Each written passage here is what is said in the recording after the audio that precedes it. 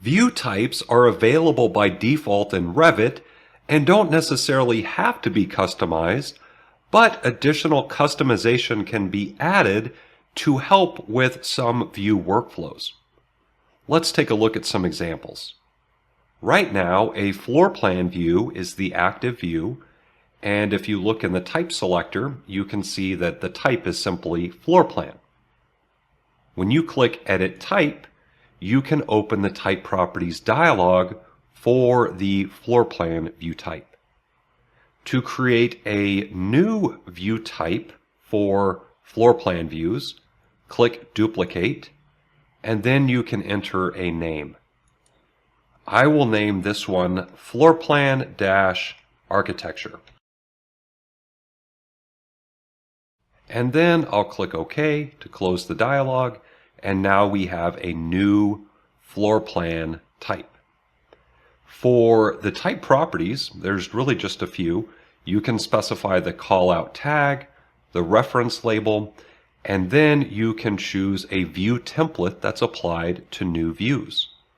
For example, I'll click the button that currently says None, and it'll open the Assign View Template dialog.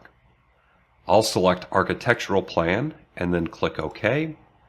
And now you can see Architectural Plan is the view template that will be applied to new views. The next checkbox right below this will control whether new views are dependent on the template. And what that means is that when this checkbox is selected or enabled, then the view template will not only be applied, but it will be assigned to any new view created of this type. If you deselect the checkbox, it'll simply be applied, and then you can make any additional adjustments to the view properties without affecting the view template. So for this example, I'm going to select New Views are dependent on template, and then I'll simply click Apply. Now we have a Floor Plan-Architecture view type, and next I'll click Duplicate again, and we'll create another view type. This one I will name Floor Plan-Working. Then I'll click OK. And for the working type, I'm going to deselect New Views are dependent on template. So what will happen when we use this type is that the floor plan will initially have those view properties as defined in the architectural plan view template, but then we can make additional adjustments to the view properties as needed. I'll click OK to close the Type Properties dialog, and then I'll switch to the View tab, and in the Create panel, I'll expand the Plan Views button and click Floor Plan. Now when we create a new floor plan, we can choose the type. We can use one of the existing types, or we can use one of the new types we just created. For example, I'll select Floor Plan-Working, and then I'll select the second floor level, and then I'll click OK. When I do, a new floor plan is created, and if we look in the Properties palette next to the View Template parameter, we can see that it's set to None, because it does not have a view template assigned. But if we go through that process one more time to create a new floor plan, and this time we'll select the Floor Plan-Architecture, and then I'll select the second floor level again and click OK. And now we can see that it has the architectural plan view template assigned. So that's the difference there between the view template type parameters when creating a new floor plan view type. Next, on the View tab in the Create panel, I'll click Section to activate the Section tool, and then we can expand the type selector to see the section view types. And for section views, there's two system families, Detail View and Section, and you can create as many view types as needed for each of those system families. For example, I'll collapse the type selector and then click Edit Type to open the Type Properties dialog. And for section views, you can specify the callout tag, the section tag, and the reference label. And then there are also those same view template parameters. So you can choose a view template for section views as well as elevation view types. For the callout tag and section tag, you can click in the field.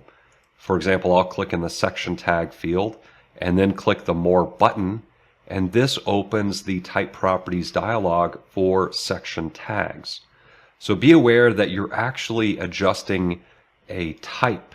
You're not simply just changing to another option. You actually have to have a type created for the section tag. And in this exercise file, there are 3 types created, and they have varying section heads, tails, and then the broken section display style. For example, I'll change it to the second option here, and then we can see once again the section head and section tail options. If you wanted to create a new type for the section tag, you could simply click duplicate and then adjust the section head, the section tail, and the broken section display style. And then whatever's selected here in the type dropdown, when you click OK, will be specified for the section tag. Then I'll click OK, and I'm going to click Modify to in the command, and then I'm going to go back to the ground floor overall plan. And if we take a look here at an existing section type, we can select one and see the type. And if I change it to wall section, you can see how that section head updates to what we changed it before.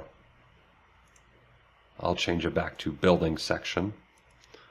So one thing that you can do here is you can create working section types as well as documentation section types and have different heads so that the users can distinguish between them in the project. Very similarly, with elevation view types, you can control the elevation tag, the callout tag, and the reference label, as well as the view template parameters. I'll click Cancel, and when you are creating a section or an elevation, you can choose to reference another view by selecting Reference Other View on the Contextual Ribbon tab, and then you can choose the view that you want to reference. If you're creating an elevation, it can be another elevation or a new drafting view. If you're creating a section, it can be another section that you're referencing or a new drafting view. I'll click Modify to end the command. And once again, be aware that you can customize the floor plan view types as well as section and elevation view types to help distinguish between the different types of views in your project.